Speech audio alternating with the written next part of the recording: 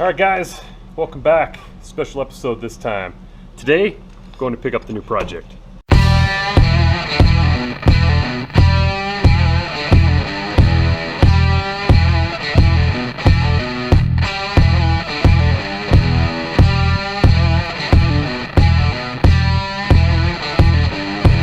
As you can see, empty trailer hooked onto the family truckster, and we're gonna go pick it up. So we got a little bit of mountain driving to do before we get there, and it's a surprise on what it is. But what I will tell you is that it's nothing like this car, yet very similar to it.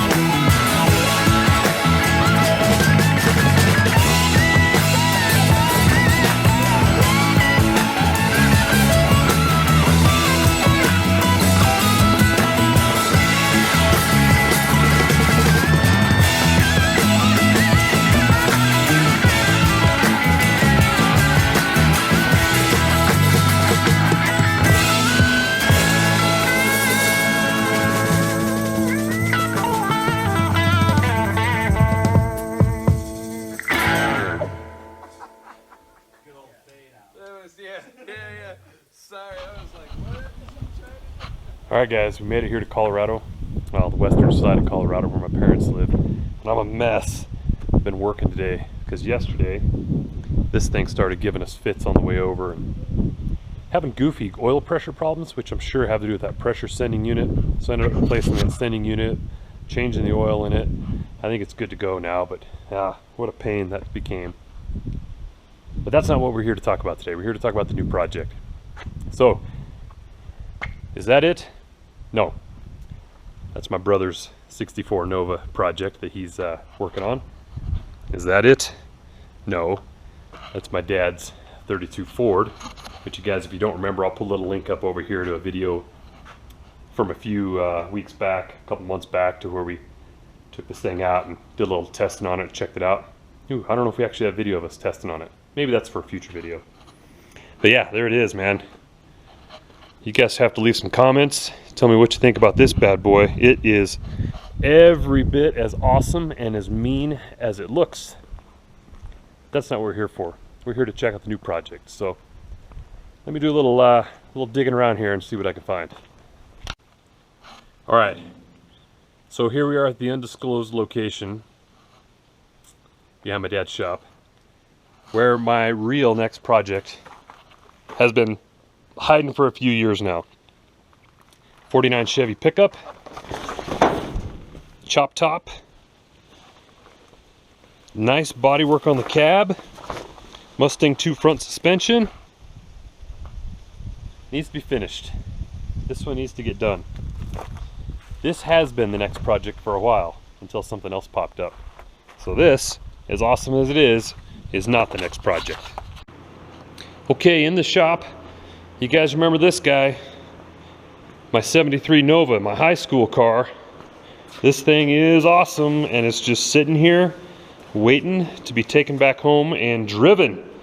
That thing is ready to turn and go. 454 big block, automatic trans, 9-inch rear. Right now it has 300 gears in it because that thing is a highway eaten up machine, and it does pretty good burnouts too. Not the next project. Remember this? My dad's 53 Chevy pickup. He just put a fresh small block in it. Another cruising machine, but it is not the next project. So,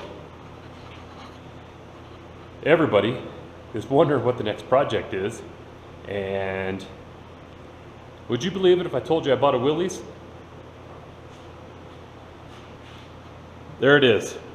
1964 Willys Jeep CJ5. Huh? What do you think?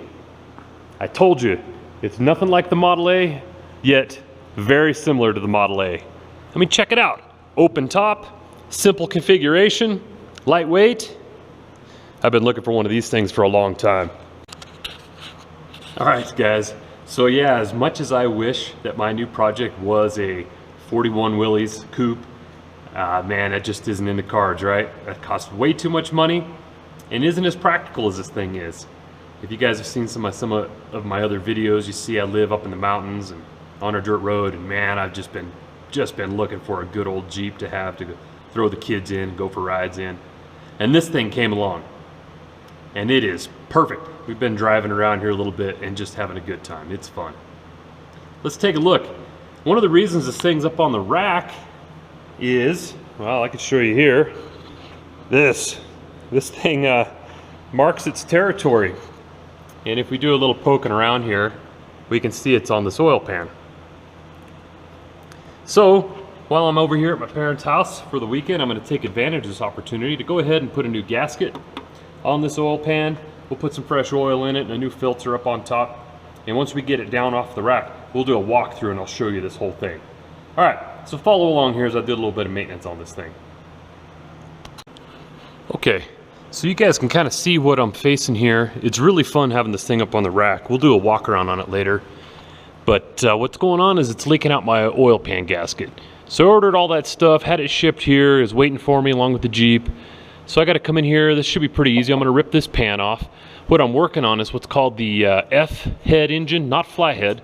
It's the F134, 134 cubic inch 4-cylinder Jeep engine that they made, oh, I forget the exact years, but this is a 64. And it's in between the flyhead and the Dauntless V6 engines that came in these, if you know anything about them. But anyway, I digress. Here's what we're working on. I'm gonna come through here, I'm gonna rip all these bolts off, try not to dump oil in my hair, knock this pan down, do a bunch of cleaning up, replace that gasket, and seal it back on. So I'll bring you back here in a minute once we get this off, and we'll check out the insides, the internals of this engine. All right, so we've got the bird's eye view going of the oil pan. I got all the bolts out, and I got to come through here and try to knock it off of there. It looks like it was glued on there pretty good, so I'm probably gonna have to use the old rubber mallet and probably a screwdriver or something to pry it off. But let's get that old thing off of there.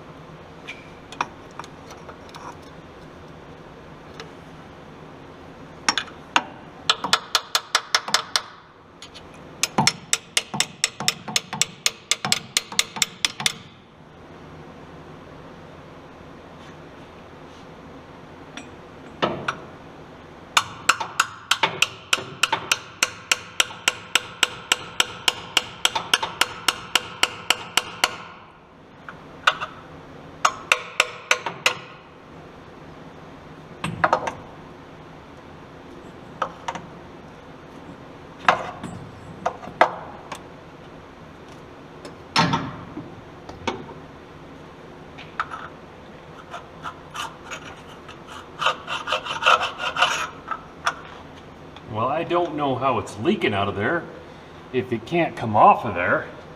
Come on now.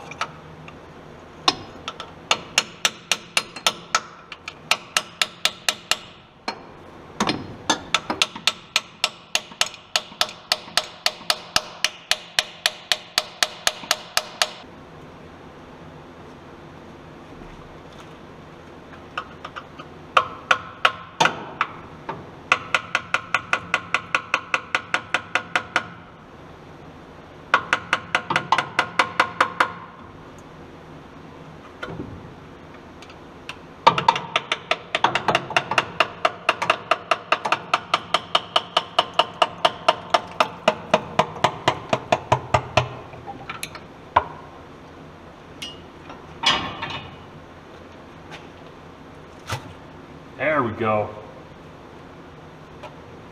Come on now.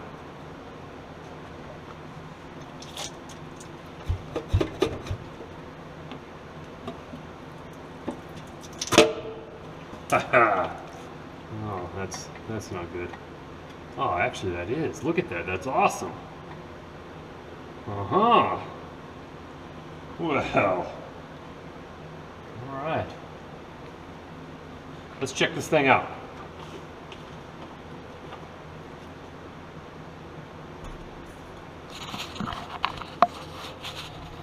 All right, here it is. The old F134, 3 main bearings. 1, 2, 3. 134 cubic inches of fury. And check this out. I thought I bent the oil pickup when I dropped the pan down, but look at that. The oil pickup floats. Huh. That's pretty neat. All right. Man, this thing's so cool. All right, well, let me get in here. Now I got some dirty work. I got to clean all that off. The silicone. Same thing on this pan. Looks like somebody they just skipped the gasket, went straight for the old Permatex gray, which explains why it was so hard to get off of there. But I'm gonna clean it up and actually put a gasket in there. So I'll get busy on that. You guys don't need to watch me clean. I'll bring you back and I'm ready to button it up. Man, what a pain. Whoever did this last stuck this sucker on, definitely no gasket, just Permatex, and a lot of it, and it still leaked. I mean, good for that guy. God bless America. That guy celebrated his freedom to not conform to society norms like using a gasket. Guarantee that dude doesn't wear a mask in public. He just goes no gasket. All gasket maker. Good for him. It works. It works until it doesn't. I guess I should stop mouthing off and test to see if that gasket I got fits. Anyway, I got a little more cleaning to do on here and on the other side, and then on the floor. What a mess. But I'm gonna try to get this sucker cleaned up, and let's get it buttoned up because I want to show you this ride. Alrighty, I got the engine cleaned up and ready to take the gasket. Now normally I would take my gasket, and what I would do is take my gasket and glue it to my oil pan with silicone. But on this one, you know, that way when you take the pan off, the gasket comes with it and your engine stays clean. But on this one, you can see where the front cover of the engine has a seal, and then back here on the rear main and its seal, it has a couple more cracks. So I think what I'm going to do is make sure I cover those real good, and then put my gasket on there and glue it up to the engine. And then I'll come over here to my pan, and it's all cleaned up, and we'll grab it and we'll just stick it on there. We took this thing, scraped it real good, and then took it out with some solvent and the air hose and blew it off, and that'll clean that thing out faster than Taco Bell will. And now it's ready to go put on there. I'm gonna stick it on there, and I'll bring you guys back once we get it bolted up. All right guys, I got the pan buttoned up, sealed up, all in. I didn't clean my bolts obviously, but we cleaned the pan all up. Inside mainly is the big thing. So it's in. I went ahead and bought a new plug when I bought the gasket. So that's in there as well. I'll show you a quick underneath of this rig while we're here. I love how lightweight it is. It's pretty neat. So the rear axle, Dana 44. You can tell because there's a 44 right there. And I think this tag, if I read it right, says 427. 47 and 11, so 47 and 11 teeth on the ring and pinion. That makes sense. 427 gear. Makes sense. Drum brakes all the way around, of course. PTO right here. The power takeoff for the winch on the front, which is pretty neat. Little baby drive line. Lots of good skid plates, and I like how this skid plate's integrated in the oil pan. Kind of half oil pan, half skid plate. All right, front axle. I think it's a Dana 27, but they're proud of their patent, and you can tell because their patent number is written on all four corners of it here. And then, yeah, there's the big winch on the front. And we will drop this guy down off of the lift, and we'll do a walk around and check out the top side. All right, here's the engine in this thing.